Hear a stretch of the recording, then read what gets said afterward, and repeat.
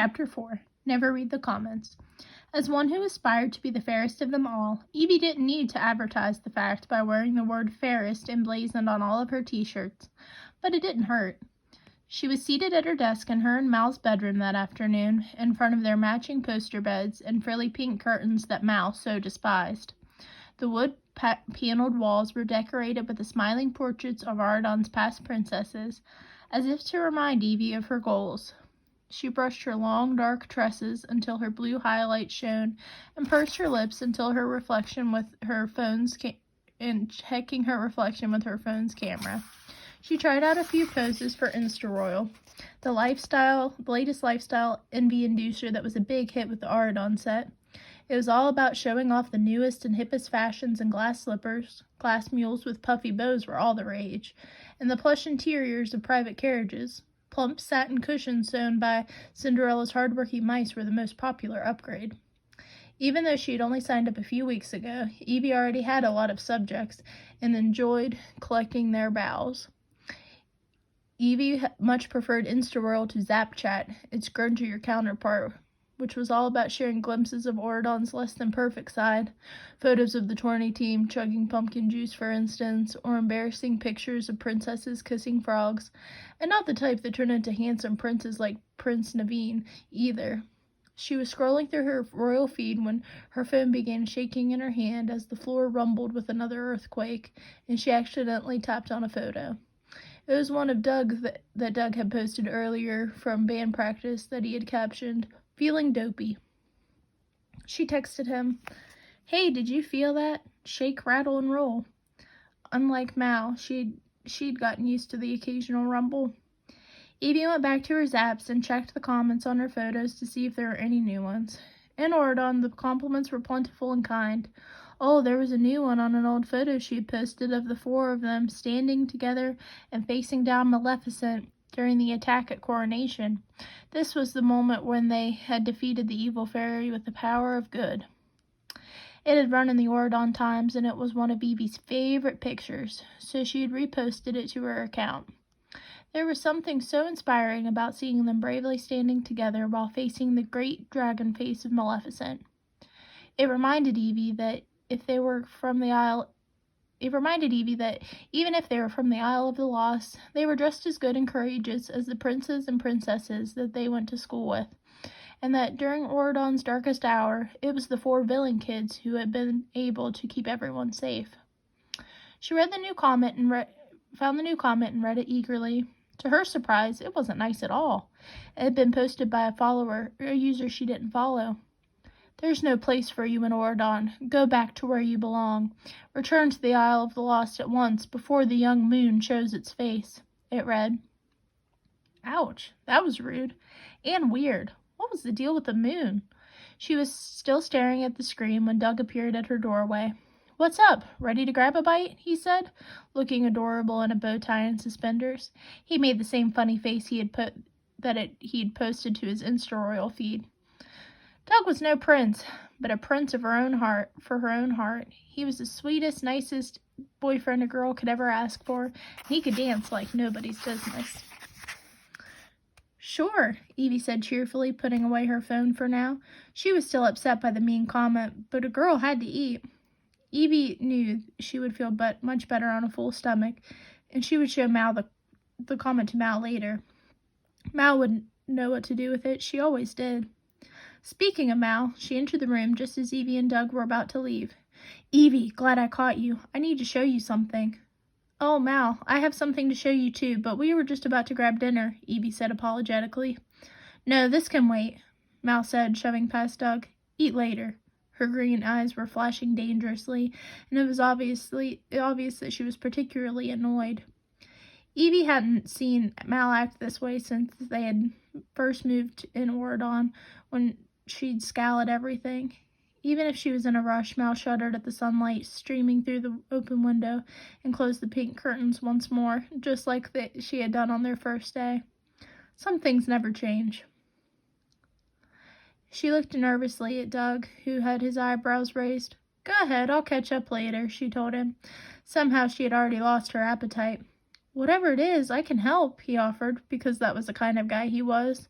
Mal rolled her eyes and put her hands on her hips. Sorry, Doug, but I have to talk to Evie privately. This isn't about mining jewels. As you wish. See you later, Evie, said Doug, who promptly left them alone, whistling as he went. So what's up? Asked Evie, turning to Mal and walking over to sit at her sewing machine. Doing something with her hands always calmed her down during stressful times. Mal didn't answer immediately. She watched as Evie carefully pushed fabric under the needle. Is that your castle-coming dress? She asked. The color is pretty. Yes, said Evie. You really think it's pretty? She asked, momentarily distracted by the compliment and running a hand over the glossy fabric and smoothing out the stitches. The dress was royal blue, her favorite color, with a deep red bodice, the color of poisoned apples. Very, Mal said. Yours is ready. I put it in your closet. Not as many ruffles this time, like you wanted. Okay, so what did you have to talk to me about? Evie asked. Mal removed her phone and swiped at the screen with this strange message. This, she said. Look. Evie read the message, her face growing pale as snow for a moment. Someone left the same message on my Insta-Royal account. She handed Mal her phone with the offending comment on the screen. Mal studied it, frowning. Who do you think it's from? Asked Evie, feeling goosebumps on her arms. That had to stop. Pebbly's skin was so not attractive. I checked, and the user's anonymous, and their account is private. I have no idea, said Mal, biting her lip. By the way, why does it talk about the moon? I don't know. At first I thought the comments were only meant to be mean, but since they mentioned the moon to both of us, I wonder if there's more to it than that. Maybe they actually do want us to return by a certain time. Evie read the message on Mal's phone again. Yours says it's from M. Yes, I see that, said Mal. But my mother used to count moon days rather than day days. Evil fairy habit. Evie crossed her arms. In their world, there was only one M that mattered. It can't be from her. I mean, she's a lizard. Lizards can't type. How can she be M? I don't know. Maybe she's not, said Mal hopefully. But what if it is? Whispered Evie. And who else would want us to return to the Isle of the Lost so badly? Mal said. It has to be from our parents? Evie squeaked. You really think so? There's only one way to find out. You still have your magic mirror, don't you?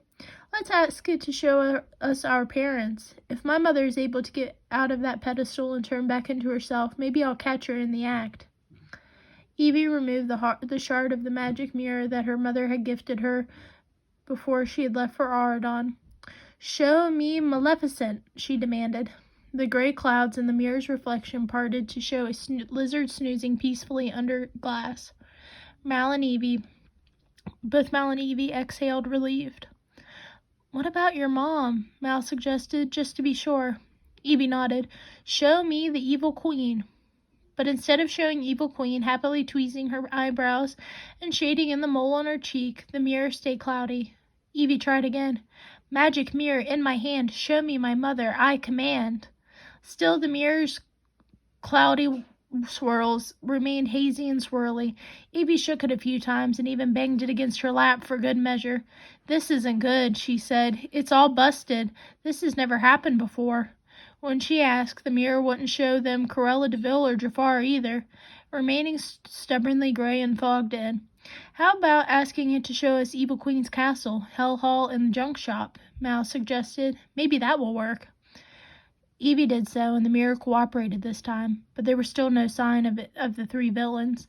The castle was empty, Hell Hall abandoned, and the junk shop deserted.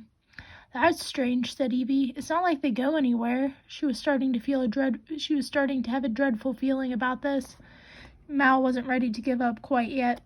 Ask it again, she urged. Evie tried, but no matter what, the mirror remained cloudy. Maybe it's broken, she asked hopefully. No, it was working otherwise, Mal pointed out. Something else is going on. Something that might be connected to the messages we received today. Evie stared at Mal. Are you thinking what I'm thinking? That Cruella, Jafar, and Evil Queen are up to their old tricks on the Isle of the Lost, and that Maleficent might somehow be involved? Totally, said Mal. Evie found that she couldn't breathe for a moment. She was glad she hadn't eaten anything, or else she would have seriously thrown up right now. "We don't know who sent us those messages, but here's what we do know," said Mal, straightening her shoulders. She didn't look frightened anymore, and Evie took comfort in her friend's courage. It gave her back some of her own. "The villains won't rest until they exact vengeance on Auradon," said Mal, "and it's possible they've hidden themselves until they have put their evil plan into action." Evie's finished. "Evie, we've got to move fast," said Mal. "On it. Let's go get Carlos and Jay." So that was chapter 4. To follow up with that, I'm going to ask you some questions just to see how closely you're following along. Please comment below with your answers, and I'll see if you're right. Number 1 is going to be, what are the different types of social media in Auradon called? They listed 2 of them, and they're kind of towards the beginning of the chapter, so just give me those 2 names. What are pictures on InstaRoyal called? Is number 2. Number 3 is, what did the message that Evie received, what did it say? And number 4 is, who is Evie's boyfriend? They talked about him a little bit in this chapter, so give me his name. And the last question I have for you guys is, who was Evie unable to see in her magic mirror? Give me all the names of the people that she wasn't able to see. That's all the questions I have for you about Chapter 4. Stay tuned for to hear more about Chapter 5. Bye, guys.